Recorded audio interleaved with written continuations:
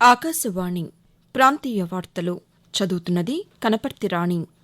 ముఖ్యాంశాలు: వ్యవసాయ అనుబంధ రంగాలలో వృద్ది రేటును సాధించేందుకు చర్యలు చేపడుతున్నామని ముఖ్యమంత్రి నారా చంద్రబాబు నాయుడు తెలిపారు. రాష్ట ప్రభుత్వం ప్రవేశపెట్టనున్న బడ్జెట్ ప్రతిపాదనలపై వివిధ శాఖల మంత్రులతో ఆర్థిక మంత్రి పయ్యావుల కేశవ్ ఈరోజు చర్చిస్తున్నారు. ఆదివాసీ చట్టాల పరిరక్షణకు ప్రభుత్వం కట్టుబడి ఉందని గిరిజన సంక్షేమ శాఖ మంత్రి జి సంధ్యారాణి స్పష్టం చేశారు. బోదకాలు వ్యాధి నిర్మూలనకు రాష్ట ప్రభుత్వం కృషి చేస్తోందని వైద్య ఆరోగ్య శాఖ మంత్రి సత్యకుమార్ యాదవ్ అన్నారు.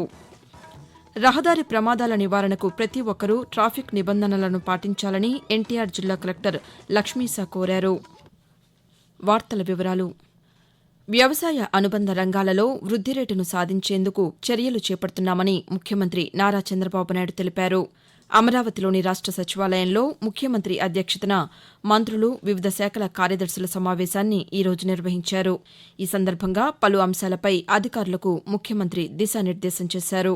ప్రభుత్వ పాలనలో కృత్రిమ మేధ వినియోగంపై దృష్టి సారించాల్సిన అవసరం ఉందని అన్నారు. 2047 స్వర్ణాంధ్ర సాధన కోసం ప్రతి ఏడాది 15% వృద్ది రేటు లక్ష్యంగా పలు చర్యలు తీసుకుంటున్నామని ముఖ్యమంత్రి తెలియజేస్తూ, అగ్రికల్చర్ డిఫరెంట్ ఇన్నోవేషన్ లో ఆంధ్రప్రదేశ్ ముందుకు పోయే పరిస్థితి వచ్చింది. దానికి కారణం ఒక పక్క అక్వాకల్చర్, ఒక పక్క horticulture, palm oil, coffee, all commercial crops we're moving forward. Natural farming లో కూడా వీఆర్ ఇన్ అడ్వాన్స్ స్టేజ్.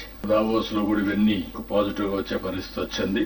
ఇంకొక పక్కన ఏఐ టెక్నాలజీ ఆల్ డిపార్ట్మెంట్స్ లో అనుసంధానం చేసుకోవాలి. రాబోయే రోజుల్లో ఏఐ అనేది రియాలిటీ. 2025 నుంచి ఈ విషయం కూడా మనం గుర్తుపెట్టుకుని అన్ని డిపార్ట్మెంట్ లో ఐటీ కంప్లీట్ చేయాల్సిన అవసరం ఉంది. అందుకని టెక్నాలజీ ఫుల్ గా ఇంటిగ్రేట్ చేసుకుని ముందుకు పోవాల్సిన అవసరం ఉంది. రాష్ట ప్రభుత్వం ప్రవేశపెట్టనున్న బడ్జెట్ ప్రతిపాదనలపై వివిధ శాఖల మంత్రులతో ఆర్థిక మంత్రి పయ్యావుల కేశవ్ చర్చిస్తున్నారు. అమరావతిలోని రాష్ట సచివాలయంలో ఈరోజు జలవనరులు, ఎక్సైజ్, గనులు, ఎస్సీ, ఎస్టీ, మైనార్టీ సంక్షేమ శాఖలకు చెందిన మంత్రులు, ఆయా శాఖల కార్యదర్శులతో మంత్రి సమావేశాలను నిర్వహిస్తున్నారు. కాగా నిన్న మంత్రులు నిమ్మల రామానాయుడు, డోలా శ్రీ బాల వీరాంజనేయ స్వామి, జి సంధ్యారాణి, ఫరూక్, కొల్లు రవీంద్రలతో ఆర్థిక మంత్రి సమావేశాలను నిర్వహించారు. ప్రభుత్వ ప్రాధాన్యాలు, మేనిఫెస్టో హామీలు వంటి అమలుకు కేటాయింపులు వంటి అంశాలపై సమగ్ర ప్రతిపాదనలపై వారు చర్చించారు. ఆదివాసీ చట్టాల పరిరక్షణకు ప్రభుత్వం కట్టుబడి ఉందని గిరిజన సంక్షేమ శాఖ మంత్రి గుమ్మిడి సంధ్యారాణి స్పష్టం చేశారు. గిరిజన ప్రాంతాల్లో అమలవుతున్న 1/70 చట్టాన్ని రాష్ట ప్రభుత్వం మార్చడం లేదని ఒక ప్రకటనలో తెలిపారు. గిరిజనులకు మెరుగైన ఉపాధి అవకాశాలు అందేలా చర్యలు తీసుకుంటోందని చెప్పారు. వారి మెరుగైన సంక్షేమం అందిస్తూ వారి జీవన ప్రమాణాలు మెరుగుపరిచే దిశగా కూటమి ప్రభుత్వం ముందుకెళ్తోందని అన్నారు. ఆదివాసీ చట్టాలను అమలు చేయడానికి కృత నిశ్చయంతో ఉన్నామని, గిరిజనులెవరూ ఆందోళన చెందవద్దని పేర్కొన్నారు. ప్రధానమంత్రి నరేంద్ర మోదీ పరీక్షా పే చర్చ కార్యక్రమం పరీక్షల ఒత్తిడిని దూరం చేసిందని బాపట్ల జిల్లా చీరాలలోని ప్రభుత్వ ఉన్నత పాఠశాలల విద్యార్థులు హర్షం వ్యక్తం చేశారు. పరీక్షా పే చర్చ కార్యక్రమంపై తమ అభిప్రాయాలను తెలియజేస్తూ విద్యార్థులకు ఒత్తిడి లేని పరీక్షా విధానం, భవిష్యత్తు లక్ష్యాలపై ఇచ్చిన సూచనలు, సలహాలు ఎంతగానో ఉపయోగపడతాయని తెలియజేశారు.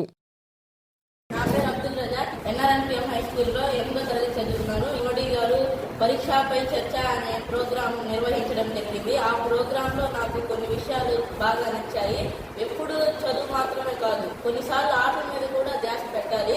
అది ఫిజికల్ ఎక్సర్సైజ్ కావాలని చెప్పారు. బాడీకి అందరితో కలిసిమెలిసి ఉండమని చెప్పారు. మన చదువుని మనం చదివితే మనకి చాలా మార్కులు వస్తాయని చెప్పడం జరిగింది. దానికి తగ్గ చేయాలని చెప్పారు. బోదకాలు వ్యాధి నిర్మూలనకు రాష్ట ప్రభుత్వం కృషి చేస్తోందని వైద్య ఆరోగ్య శాఖ మంత్రి సత్యకుమార్ యాదవ్ అన్నారు. బోదకాలు వ్యాధిగ్రస్తులకు సామూహిక మందుల పంపిణీ కార్యక్రమాన్ని కేంద్ర ఆరోగ్య శాఖ మంత్రి జేపీ నడ్డా దృశ్య మాధ్యమం ద్వారా ప్రారంభించారు. దేశవ్యాప్తంగా 2030 నాటికి బోదకాలు వ్యాధి విస్తరణ నివారణలో భాగంగా 13 రాష్ట్రాల్లోని 111 జిల్లాల్లో ఈ వ్యాధి నిరోధక మందుల పంపిణీని చేపట్టారు. ఈ కార్యక్రమంలో అమరావతి నుంచి మంత్రి పాల్గొన్నారు. అలాగే ఆయా రాష్ట్రాల ఆరోగ్య మంత్రులు, ఉన్నతాధికారులు పాల్గొన్నారు. ఆకాశవాణి ప్రాంతీయ వార్తలు వింటున్నారు. రహదారి ప్రమాదాల నివారణకు ప్రతి ఒక్కరూ ట్రాఫిక్ నిబంధనలను పాటించాలని ఎన్టీఆర్ జిల్లా కలెక్టర్ లక్ష్మీశా కోరారు.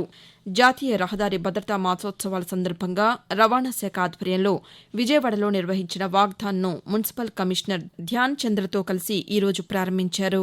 ఈ సందర్భంగా కలెక్టర్ మాట్లాడుతూ ద్విచక్ర వాహనదారులు హెల్మెట్ను తప్పనిసరిగా పాటించాలని సూచించారు. వాహనాలు నడిపేవారు విధిగా రోడ్డు భద్రతా నిబంధనలు పాటించాలని తెలియజేస్తూ 36వ రహదారి భద్రతా మాసోత్సవాల భాగంగా ఎన్టీఆర్ జిల్లాలో రోడ్ సేఫ్టీని ఎలాగ పాటించాలి, రోడ్ సేఫ్టీకి ముఖ్య సూత్రాలు ఏమున్నాయి, దాని మీద అవగాహన కార్యక్రమం జరుగుతూ ఉంది. దీని ముఖ్య ఉద్దేశం ఏంటంటే మనందరికీ తెలుసు ఆంధ్ర 2047 అయితే విజన్ స్వర్ణాంధ్ర ఉందో దీన్ని సకారం చేయాలంటే మన సిటీస్ సేఫ్ గా ఉండాలి, మన రోడ్స్ సేఫ్ గా ఉండాలి. ఈ భాగంగా బయటికి వెళ్తున్నప్పుడు రూల్స్ పాటించండి. రోడ్ మీద మీరు డ్రైవ్ చేస్తుంటే హెల్మెట్ వేసుకొని సీట్ బెల్ట్ వేసుకొని డ్రైవ్ చేయండి. దీనికోసం ప్రతి ఒక్కరు సహకరించాలి. మన రోడ్స్ ని సేఫ్ గా ఉన్నంత వరకు మన రాష్ట్రం సేఫ్ గా ఉంటుంది, మన స్టేట్ సేఫ్ గా ఉంటుంది. పాఠశాలలు, జూనియర్ కళాశాలలు, ఉన్నత విద్యా సంస్థల్లో మాదక ద్రవ్యాల వ్యతిరేక క్లబ్ ఈగల్ ఏర్పాటు చేయాలని ప్రభుత్వం ఆదేశాలు జారీ చేసింది. మాదక ద్రవ్యాల వినియోగంతో కలిగే దుష్ప్రభావాలపై అవగాహన కల్పించేందుకు విద్యా సంస్థల్లో ఆరోగ్యకరమైన వాతావరణాన్ని ప్రోత్సహించేందుకు వీటిని ఏర్పాటు చేస్తున్నట్లు పేర్కొంది. ఇవి విద్యా సంస్థల్లో మత్తు పదార్థాల వినియోగం లేకుండా చూడటం, వాటి వల్ల కలిగే ఇబ్బందులపై సదస్సులు, అవగాహన కార్యక్రమాలు నిర్వహించడం వంటివి చేస్తాయని పేర్కొంది. ద్విచక్ర వాహనదారులు ప్రతి ఒక్కరూ హెల్మెట్ను తప్పనిసరిగా ధరించాలని శ్రీకాళహస్తి డీఎస్పీ కె నరసింహమూర్తి తెలిపారు. తిరుపతి జిల్లా శ్రీకాళహస్తిలో ఈరోజు ఆయన పాతికేయులతో మాట్లాడుతూ రోడ్డు భద్రతా నియమాలను తప్పనిసరిగా పాటించాలని చెప్పారు. రహదారి ప్రమాదాల్లో అధిక మరణాలు హెల్మెట్ ధరించకపోవడం వల్లనే సంభవిస్తున్నాయని, వీటిపై పలు అవగాహన కార్యక్రమాలను నిర్వహిస్తున్నట్లు చెప్పారు. మానవజాతిని ప్రభావితం చేసిన విద్యుత్ బల్బు, ఫోనోగ్రాఫ్ లాంటి అనేక ఉపకరణాలను కనుగొన్న ప్రఖ్యాత శాస్త్రవేత్త థామస్ అల్వా ఎడిసన్ జయంతి ఈరోజు. తన ఆవిష్కరణలతో సమాజం రూపురేఖలనే మార్చివేసిన ఆయన 1847 ఫిబ్రవరి 11వ తేదీన అమెరికాలోని మిలాన్లో జన్మించారు. ఆవిరి యంత్ర దశ నుండి విద్యుత్ కాంతుల్లోకి నాగరికత పయనించడానికి ఎడిసన్ పరిశోధనలే కారణం. 1300 ఆవిష్కరణలపై పేటెంట్ హక్కులు పొందిన ఆయన 1931 అక్టోబర్ 18వ తేదీన కన్నుమూశారు. వాతావరణం.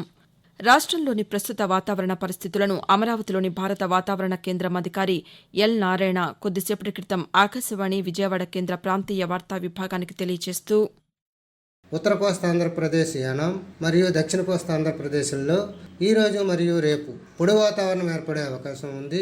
పొగమంచు 1 లేదా 2 చోట్ల సంభవించే అవకాశం ఉంది. గరిష్ట ఉష్ణోగ్రతలు సాధారణం కంటే 2 నుంచి 3 డిగ్రీల సెంటీగ్రేడ్ ఎక్కువగా నమోదయ్యే అవకాశం ఉంది. రాయలసీమలో ఈరోజు మరియు రేపు పొడి వాతావరణం ఏర్పడే అవకాశం ఉంది. గడిచినటువంటి 24 గంటల్లో అత్యంత గరిష్ట ఉష్ణోగ్రత కర్నూలులో 35.7 గాను, అత్యల్ప కనిష్ట ఉష్ణోగ్రత ఆరోగ్యవరంలో 15.5 సెంటీగ్రేడ్ గాను నమోదైనవి. మహాత్మాగాంధీ జాతీయ గ్రామీణ ఉపాధి హామీ పథకం కింద గ్రామాల అభివృద్ది పనులు చేపట్టాలని పార్వతీపురం మన్యం జిల్లా కలెక్టర్ ఏ శ్యాంప్రసాద్ అధికారులను ఆదేశించారు.